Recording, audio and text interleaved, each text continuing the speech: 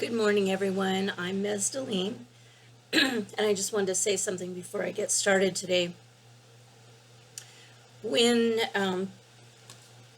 you probably know that when we do this kind of work, that we do it from a place of, I'll just say me. I do it from a place of wanting to help people, wanting to be of service, and as I do the spiritual work, it also feeds me.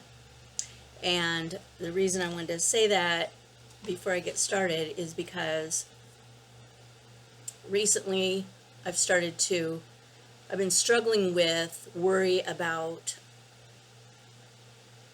well, because of COVID, I have no income now. And so I've been struggling to stay in the positive and to stay in the present and trust and all that. And in the last couple of days, I've been kind of sliding down into a little bit of worry, like, okay, I can pay my bills one more month, then what? And I drew this card today. Field of Plenty, Ideas, Needs Manifested. So, I love it. I just love it. The attributes of this card are giving thanks. It's got some good reminders. Giving thanks before needs are met, allowing positive ideas to make space for abundance, visualizing the concepts of abundant living, manifesting those ideas in our lives through faith and positive actions. And the challenges are feeling scarcity, lacking trust, being greedy, feeling undeserving, forgetting to give thanks, overcoming the inability to express needs, imagining abundance in your life. If the Field of Plenty card has come to you today, it may be time to count your blessings. It is a sure sign that you are in need of giving thanks for the abundance already in your life or for the abundance that you are asking to come to you. Through the gratitude sent to Great Mystery, each two-legged can tap the Field of Plenty and begin to manifest what is needed in their lives. If trust is not living in your heart, the doubt must first be cleansed. The Field of Plenty card may require that you spend some time rediscovering the faith and childlike innocence that allowed you to trust when you were younger. The skepticism and doubt that hounds many modern adults has been learned through experience.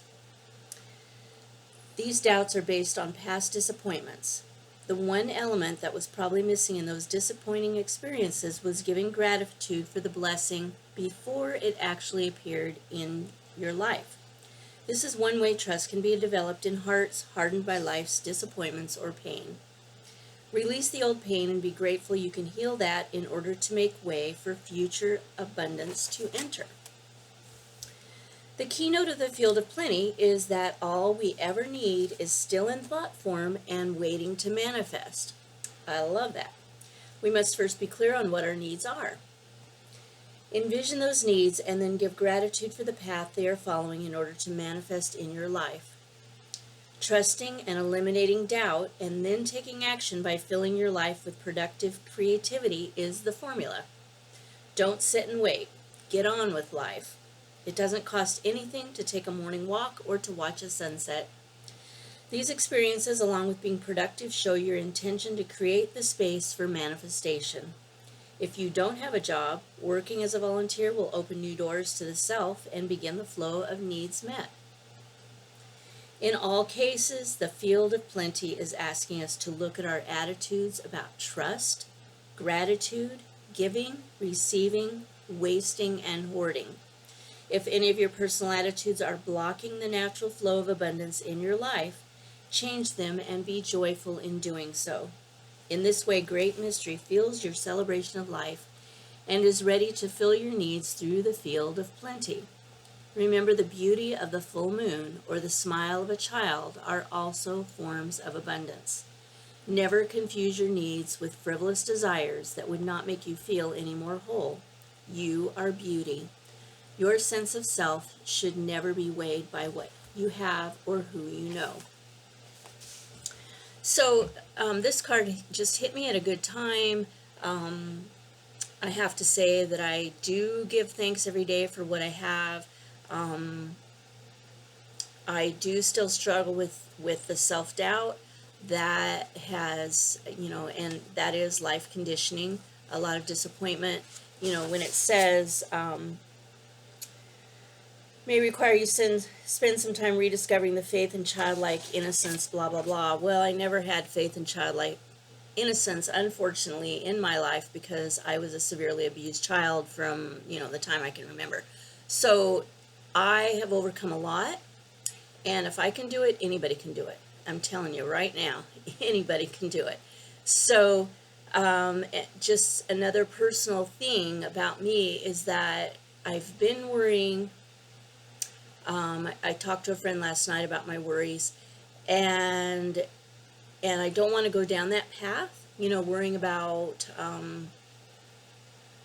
if I'm going to be able to pay the bills or not. I'm waiting to hear back from the unemployment department. It's been months. But anyway, so this morning I woke up and I hadn't been sleeping. And last night I slept like a log. Some people say slept like a baby. Well, I didn't. My babies did not sleep good. I slept like a log. It was heaven.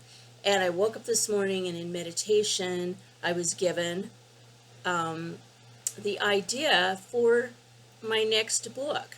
And oh my God. And so I'm like talking it into my phone because I can't write fast enough, right?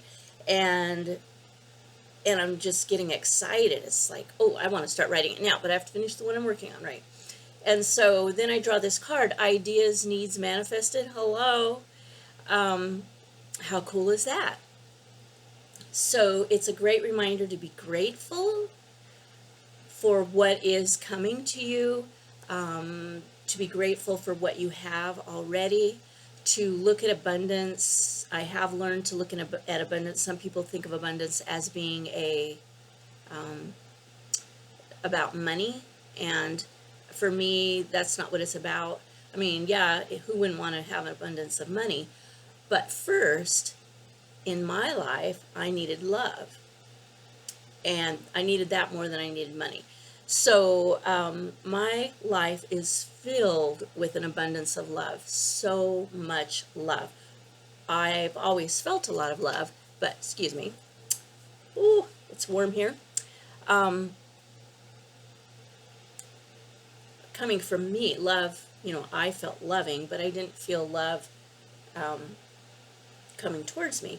And so I worked on that for years, and oh my gosh, I have a love-filled life, lots of abundance in the field of plenty of love. And so then I started working on, at some point in my life I thought, well, I needed to choose either love or money, right? And then one day I went, oh, I can have both, duh. So then I was working on that, and I've told stories before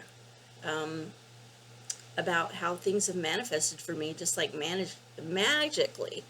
When I wanted to take the second level Reiki 30 years ago, and it was $500, and I was a single mom of I had a little girl, and I was living pretty much hand to mouth and on food stamps too, right? And I didn't have $500, and I just knew in my heart that I was supposed to do this Reiki 2 class.